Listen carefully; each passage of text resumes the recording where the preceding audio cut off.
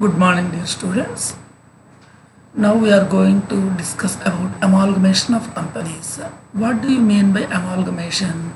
Nothing but the companies which are carrying similar type of business, two or more companies carrying on similar type of business go into liquidation and a new company is formed to take over their business. It is called amalgamation. That means the companies which are doing the similar business will combine their activities all together and form a new company. And what happens with the amalgamation? What are the objective of amalgamation? In order to avoid competition and to secure economies of large scale operations and control the prices and market and to maximize the profit, very often the process of amalgamation occurs. Yes, the minimum number of companies required for the amalgamation is 2, and the essence of amalgamation is nothing but 2 liquidations and 1 formation. That means the 2 companies will close down their operations, and in the place of those 2 companies, a new company will be formed to carry out their business. So what we can say, the companies which have liquidated are known as vendor companies. That means the 2 companies which are going into liquidation are known as vendor companies, and the new company which is formed in the place of 2 liquidated companies is known as purchasing company. Amalgamation and absorption concepts have been modified by the accounting standard 14, yes, which came into force from 1st April 1995, which was issued by ICAI, Institute of Chartered Accountants of India. It is mandatory in India to follow the standards specifies the procedure for accounting for amalgamation treatment and resultant goodwill or reserve. In India, if any 2 companies are wants to amalgamate themselves and to form a new company, the maintenance and following the accounting standard rules and regulations is mandatory. Yes, there were 2 type of amalgamations take place according to accounting standard 14. One is amalgamation in the nature of merger, which is also known as pooling of interests method, and another one is amalgamation in the nature of purchase. Let us discuss what are the differences between the amalgamation in the nature of merger and amalgamation in the nature of purchase. Let us see. What is the basis? A transfer of assets and liabilities. Under amalgamation in the nature of merge, there is transfer of all assets and liabilities, and in case of amalgamation in the nature of purchase, there need not to be transfer for all assets and liabilities. That means some selected assets and liabilities may only be taken over by the purchasing company. What about the second point? Shareholders of transfer company. Equity shareholders holding 90% of the equity shares in the transferor company, that means which is known as vendor company, will become the shareholders of the transferee company, that means the shareholders of the purchasing company. But in case of amalgamation in the nature of purchase, equity shareholders need not become shareholders of the transferee company. Yes, what about the another point? Purchase consideration. In case of merger, purchase consideration is discharged wholly by issue of equity shares of transferee company, except cash only for fractional shares. That means each and every shareholder in the vendor company will get the shares in the new company.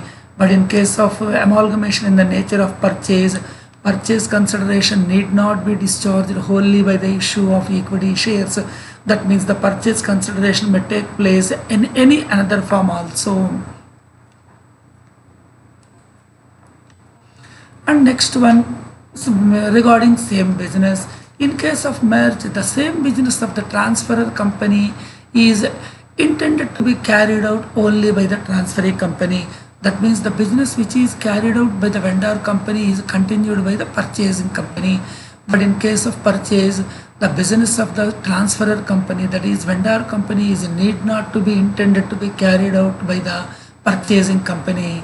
Recording of all assets and liabilities. The assets and liabilities taken over recorded at their existing carrying amounts, except where adjustment is required to ensure uniformity of accounting policies. That means the assets and liabilities were recorded as it is, But in case of purchase, the assets and liabilities taken over are recorded at their existing carrying amounts or the basis of their fair values. If there is any new values were given at the time of purchase, such new values must be taken into consideration. Method of accounting. Journal entries for recording the merger are passed by the pooling of interest method, and according to the purchase, journal entries are recorded in the books of recorded in the recorded the purchase of business are passed by the purchase method. That means entries are passed according to the pooling of interest method in case of merge, and according to the purchase method the journal entries will be passed in the account in the books of the vendor company. What are the advantages of amalgamation of companies? Economies of scale. When two or more companies merge, their combined operations often lead to cost savings. That means larger firms can produce goods or services more efficiently due to increased production capacity, bulk purchasing of raw materials, and better utilization of resources. This reduces average cost per unit, making the company more competitive in pricing and profitability. So what we can say, one of the advantage of amalgamation of companies is economies of scale of operations, or economies in the scale of production, or cost savings, or market efficiency, and etc. And another advantage of amalgamation is increased market share. When two or more companies are going into liquidation and taking a formation of new company, what happens? Their market share will increase. A large market share can lead to greater influence over the market, and the bargaining power with the suppliers and distributors will also be dominant in the market. And the next one is synergy creation. The concept of synergy suggests that the whole is greater than the sum of its parts. As individually what they are not able to do, collectively they can do by combining the complementary strengths. That means the liquidated companies can combine their strengths and technological expertise, marketing skills, and operational efficiencies. The merged company can achieve better performance than the individual companies could separately.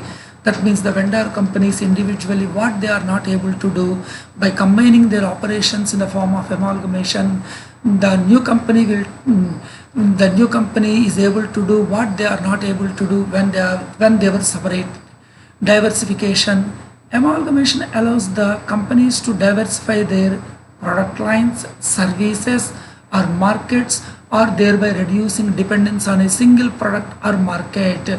So by combining two or more companies, yes, there would be a diversification in the product line, service, as well as in markets. And there is another advantage of there is no dependence on a single product or single market. This will spread risk and provide stability during economic downturns or industry specific challenges. And another one is enhanced financial strength. As the two or more companies are combining their assets, liabilities, not only assets and liabilities, they are also consolidating their financial resources also. So what happens? By combining the financial resources of the vendor companies, the new company is compared to very strong than the earlier vendor companies. And there might be some disadvantages too in case of amalgamation. What are they? High costs. Already we discussed that in our India, if any two or more companies wants to amalgamate, they have to follow the accounting standard 14, and they have to they have to bind over strictly to the rules and regulations and procedural aspects of the accounting standard 14. This leads to substantial expenses, including legal fees, valuation cost, consulting fees, and expenses relating to restructuring. These costs can diminish the immediate financial benefit of the merger. Integration challenges. Combining different organizational cultures, management styles, operational systems, and processes can be complex. As individually, the vendor companies, what they are doing is very good. But combining these two organizations, there might be some differences among their work culture and management style and operational system and processes, which could result into challenges. Differences in corporate culture may lead to conflicts, communication breakdowns, and inefficiencies, and hindering smooth integration, and also loss of autonomy. Stakeholders such as original owners or managers might lose control over their decision making. This can lead to dissatisfaction or resistance, especially if the merger alters the strategic operational freedom. And another one, potential for job losses. Yes, when combining the operations of two or more companies, there might be a chance of layoffs at the time of restructuring. This can affect the employee morale and create social or political issues. And regulatory hurdles. Mergers are subjected to regulatory approval to prevent monopolistic practices. That means to avoid the monopoly, some legal restrictions would be there on the mergers and amalgamation. The approval process can be very lengthy. That means we have to get the prior approval from the corporate affair, Ministry of Corporate Affairs and relevant authorities. So it is very lengthy, costly, and uncertain. Regulatory authorities may also impose conditions or block mergers they consider harmful to the competition. If the Ministry of Corporate Affairs or the other authorities thought that it would be harmful to the competition in the open market, there might be some restrictions on the amalgamation or mergers of the company. Risk of failures. All mergers achieve the projected, not all mergers achieve the projected benefits. Strategic misalignment, poor insight, unforeseen market changes can lead to failure, resulting in financial losses and damage to the firm. So we can't confirm that by combining the activities of two or more companies, the new company will get only success, but there might be a chance of failure. And accounting procedure in the books of vendor company, when the assets are taken over by the purchasing company, we should transfer all the assets at their book values to the realization account. At the same time, if any liabilities are taken over by the purchasing company, in the same way, such liabilities which were taken over by the purchasing company should be transferred to realization account. And next, what we have to do, we have to pass a journal entry regarding the purchase consideration due from the purchasing company. When the purchase consideration is received in the form of cash or bank or in the form of shares, yes, we should pass journal entry regarding that one for receiving the purchase consideration from the purchasing company. And next one, for liquidation expenses, when the vendor company bears the liquidation expenses, it should be debited to the realization account. And when the liquidation expenses are borne by the purchasing company and included in the purchase consideration, there would be the same entry as we discussed earlier, that is, the realization account should be debited and bank account should be credited. When the liquidation expenses are paid by the purchasing company, then there would be no journal entry to be passed by the vendor company. If some assets are not taken over by the purchasing company, what happens? The vendor company has to sell that assets. In that case, if there might be any loss on the sale of such assets, that loss should be transferred to realization account. In the same way, if any asset is sold by the vendor company which is not taken over by the purchasing company, if there is any profit on that sale of asset, the profit should also be transferred to the realization account. For payment of other liabilities not taken over by the purchasing company, the liabilities which were individually discharged by the vendor company should be debited and the bank account should be credited. For transfer of equity, share capital and accumulated profits, etc., that means owner's funds should be transferred to shareholders account. In that case, for example, equity, share capital, undistributed profits, general reserve, dividend equalization reserve, debenture redemption fund, etc., accident compensation fund, share premium account, workman compensation fund, investment fluctuation fund, or any other accumulated profit should be transferred to the account of equity shareholders, because these profits belongs to only equity shareholders of the company. In the same way, if there is any accumulated losses and expenses not yet written off should also be transferred to equity shareholders. In such case, as it is treated as a loss to the equity shareholders, shareholders account is debited and P&L account debit balance, preliminary expenses, discount on issue of shares and discount on issue of debentures which were considered as accumulated losses not yet written off should be transferred to equity shareholders. After that, if there is any profit on the at the time of realization of at the time of transfer of assets and liabilities to the realization account, such profit should be transferred to equity shareholders. In the same way, if there is any loss on account of realization, it should also be transferred to shareholders account. For paying equity shareholders, the amount which is received or the shares which were received from the purchasing company should be transferred to equity shareholders account. And next one, the journal entries in the books of purchasing company. That means earlier, let me remind one thing. Accounting procedure in the books of vendor company are same in the case of merge as well as purchase. But in the case of purchasing company, journal entries would be different in the case of merge and in the case of purchase method. Yes, books of purchasing company for amalgamation of business. Business purchase account should be debited and the liquidator of the vendor company account should be credited for the amount due to the vendor company. And for recording assets and liabilities taken over, let us debit all the assets which were taken over by the purchasing company and let us credit all the liabilities which were taken over, and let us credit the business purchase account with the purchase consideration value. If there is any surplus amount resides in the account itself, that should be transferred to general reserve account. And liquidator and for making payment to the liquidator of the vendor company, let us debit the liquidator of the vendor company and the mode of payment should be credited if the payment is made through bank account or share capital account or through securities premium account. If liquidation expenses of the vendor company are paid, general reserve, we should debit the general reserve account or P&L account and credit the bank account. Yes, if there is any formation expenses at the time of amalgamation in the books of purchasing company, let us debit preliminary expenses account and credit bank account. At the same time, books of purchasing company journal entries would be little bit different in case of nature of purchase. Yes, the first entry would be the same for purchase consideration due to the liquidator of the vendor company, business purchase account at R2 liquidator of the vendor company, and for recording the assets and liabilities taken over, this would also be the same as usual in case of merger.